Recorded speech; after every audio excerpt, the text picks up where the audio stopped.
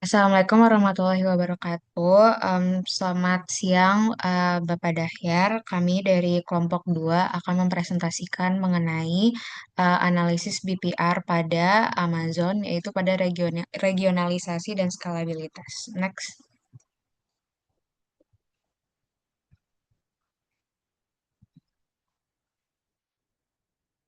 Next. Berikut merupakan daftar isi dari presentasi kami, yaitu yang diawali dengan profil perusahaan, kemudian dilanjutkan dengan as is, to be, operational and environmental impact, financial impact, dan conclusions. Next. Uh, Untuk ini kami akan membahas mengenai profil perusahaan, yaitu mengenai Amazon, di mana Amazon merupakan raksasa e-commerce dari Amerika Serikat yang merevolusi cara berbelanja, mengirim barang, dan menyimpan data melalui cloud computing. Amazon sendiri berada pada industri e-commerce didukung oleh logistik dan cloud computing, kemudian memiliki beberapa produk utama seperti Amazon Web Services, Kindle, dan lain-lainnya. Kemudian pendapatan bersih dari Amazon sendiri pada tahun 2024 tercatat sebesar 59,25 miliar US dollar yang bersumber dari Amazon Annual Report 2024. Next. Berikut merupakan gambaran dari operasional Amazon, yaitu pada fulfillment network-nya, di mana untuk awalnya itu akan dimulai dengan em, kegiatan customer browsing, di mana customer akan melakukan navigation atau browsing pada item yang akan mereka purchase, kemudian akan diberikan estimated delivery time, yaitu perkiraan waktu sampainya barang pada customer. Kemudian akan diakhiri dengan finalisasi placement order oleh customer. Next. Berikut merupakan penjelasan mengenai proses as is. Next. Baik, untuk BPR-nya sendiri itu dilatar belakangi oleh di mana hingga akhir tahun 2021 Amazon mengoperasikan satu jaringan transportasi nasional yang terkoneksi penuh. Kemudian dari sini 62% pesanan pelanggan dapat dipenuhi dari fulfillment center dari region yang sama. Dan untuk permasalahan yang timbul dari proses ASIS-nya yaitu di mana setiap order diarahkan ke fulfillment center termurah atau tercepat saat itu. Dan ini pun menimbulkan efek yaitu FC tertentu menarik terlalu banyak beban dan backlog menumpuk, kemudian kecepatan turun dan biaya naik secara bersamaan. Dan dari sini sendiri ditimbulkan beberapa masalah seperti makin banyaknya FC, semakin sulit decision real time sistem karena banyak kombinasi rute, kemudian konsolidasi aliran inventaris yang kurang efisien karena banyaknya variabilitas produk dari satu regional. Next. Berikut merupakan ilustrasi dari BPMN pada proses as is. Next. Berikut merupakan hasil dari statistik BPMN as is di mana cycle time-nya yaitu waktu dari awal pelanggan melakukan kegiatan browsing sampai dengan barangnya sampai pada mereka akan mengambil waktu sekiranya 7,49 hari di mana dapat disimpulkan bahwa order completion relatif lambat. Kemudian work versus wait time-nya yaitu sebesar 1,79 hari dibandingkan dengan 5,71 hari, di mana disimpulkan bahwa efisiensi operasi rendah dan waiting percentage di mana dari cycle time sendiri 76% dari itu merupakan waiting time. Sehingga dapat disimpulkan bahwa lead time dan biaya operasional pun meningkat dari waiting percentage ini. Next. Baik, berikut merupakan penjelasan dari proses studi kami, di mana dari Asis tadi, Amazon kemudian menciptakan 8 region center yang saling terhubung di area geografis yang lebih kecil. Kemudian setiap region memiliki seleksi produk luas untuk beroperasi secara mandiri sehingga tidak diperlukan adanya fulfillment yang bersifat nasional atau diambil dari region lain. Sehingga Amazon menangani isu ini dengan merombak strategi penempatan inventaris dan posisi barang. Kemudian peneliti Amazon menggunakan alat optimasi jaringan mutakhir untuk membuat model distribusi regional dan Pada Januari 2023, region Northeast dan Mid-Atlantic Amazon menjadi region pertama dari model ini. Next.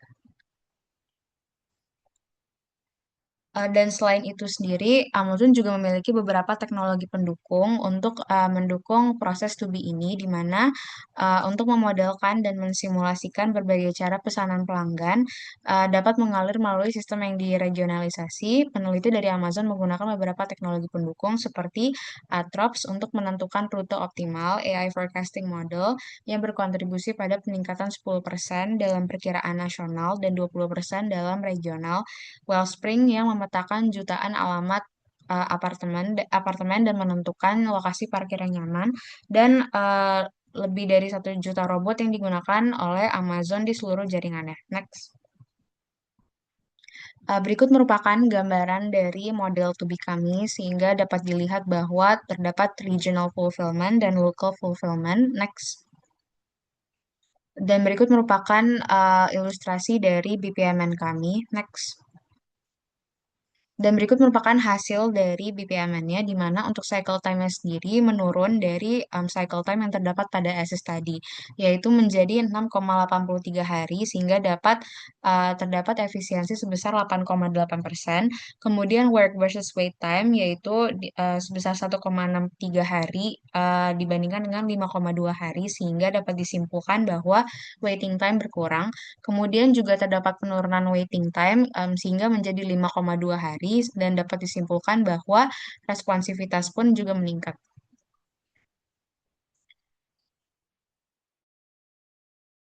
Baik, sekarang kita masuk ke proses SI dan to be untuk comparison ya.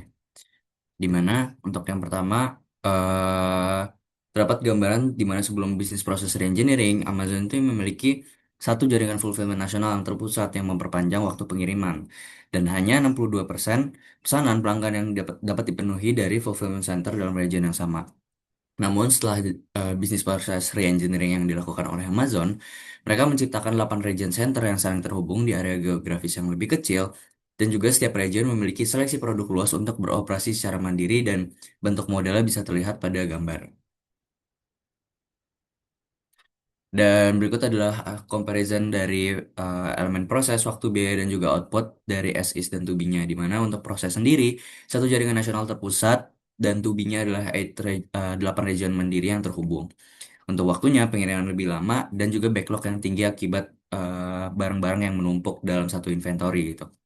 Dan di tubinya terdapat peningkatan pada jarak 15% yang lebih pendek dan juga touch points yang turun sebesar 12%. Dan untuk biayanya sendiri, di model S is biaya terus naik dan juga transportasi yang kurang efisien. Namun untuk tubinya, terdapat penghematan sekitar 0,45 US dollar per unit untuk cost to serve-nya dan juga 16 juta mil transportasi yang dihindari.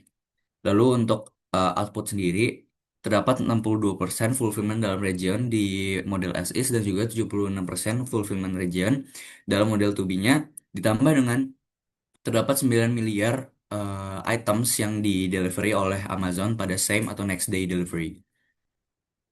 Sekarang kita masuk ke operational and environmental impact-nya, di mana kita mengetahui kalau misalkan dari Amazon berkat dari business process reengineering-nya terdapat efisiensi cycle time sebesar 8,8%, lalu juga terdapat peningkatan untuk item delivery untuk same or next day-nya dari 7 billion di tahun 2023 menjadi 9 billion atau 9 miliar item itu di tahun 2024. Dan berikut ada sedikit timeline di mana mereka melakukan launching dari pilot di Northeast dan juga Mid Atlantic, dan pada bulan Maret 2023 baru mereka full deployment untuk 8 region center mereka. Dan kenapa sih delivery speednya bisa meningkat? Hal ini dikarenakan backlog FC atau fulfillment center yang berkurang drastis karena setiap region memiliki kapasitas yang seimbang dengan permintaannya. Dan tidak hanya itu, terdapat efisiensi jaringan di mana jarak fulfillment center ke pelanggannya itu berkurang sebesar 15%. Lalu middle mile touch points-nya juga berkurang 12% dan juga in-region fulfillment rate-nya meningkat 62% menjadi 76% untuk setiap daerah. Dan 600 juta unit tambahan dikirim dari in-region fulfillment center pada tahun 2023 dan 2022. Setelah itu terdapat efisiensi biaya di mana sekitar 0,45 USD it- eh, itu dihemat gitu dalam cost to serve-nya per unit. Dan ini merupakan pertama kali semenjak tahun 2018 di mana Amazon berhasil menurunkan cost to serve-nya per unit gitu secara global lagi. Dan dari situ jarak lebih pendek menyebabkan biaya transportasi yang turun, 16 juta mil perjalanan dihindari, touch points lebih sedikit, membuat biaya sortasi dan handling berkurang, lalu sort center yang juga dispesialisasi menjadi hubs dan juga LMSs, dan juga higher in region IRA, menyebabkan truck utilization naik dan juga cross region delivery-nya flows juga berkurang. Dan juga ada fixed cost assets yang lebih efisien, dan ini yang merupakan petunjuk-petunjuk bagaimana bisa operational cost dari si Amazon sendiri ini bisa menurun drastis. Untuk environmental impact sendiri, kita mengetahui bahwasannya terdapat 16 juta mil perjalanan yang dihindari oleh Amazon, sehingga ini eh, mengurangi dari carbon footprint, energy efisiensi, dan juga fleet optimization. Sekarang kita masuk ke financial impact dari business process reengineering Amazon, di mana terdapat indikator pertama yaitu revenue, gas, dan juga gross profitnya. Untuk revenue sendiri, pendapatan Amazon berhasil tumbuh konsisten sebesar 35,8% dalam 3 tahun terakhir, dari tahun 2021 hingga tahun 2024. Untuk cost of goods sold-nya sendiri meningkat 16,8% dari tahun 2021 dan 2000 hingga tahun 2023, namun dengan persentase yang pastinya jauh lebih kecil gitu dari revenue, dan ini menunjukkan pertumbuhan yang positif, di mana selanjutnya ada gross profit sendiri yang meningkat konsisten sebesar 30,1% dari tahun 2021 hingga tahun 2023.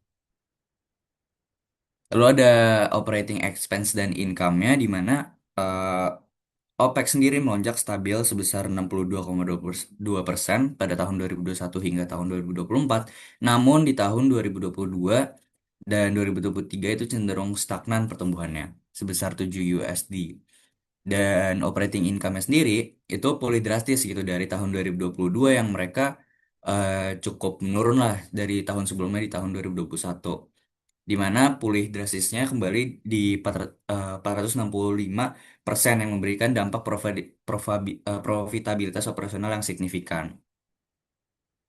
Dan untuk net income sendiri dari Amazon dari tahun 2021 hingga tahun 2024 terdapat lonjakan yang signifikan ketika di tahun 2022 hingga tahun 2024, di mana eh, finansial mereka meningkat gitu dari 61,95 miliar USD yang tadinya minus di tahun 2022 karena COVID-19 dan lain sebagainya, kembali meningkat signifikan itu. Dan sekarang kita masuk ke kesimpulannya, di mana elemen BPR yang ada pada case Amazon ini yaitu pada rethinking fundamentalnya, di mana shifting dari keseluruhan fulfillment center di US menjadi regional fulfillment.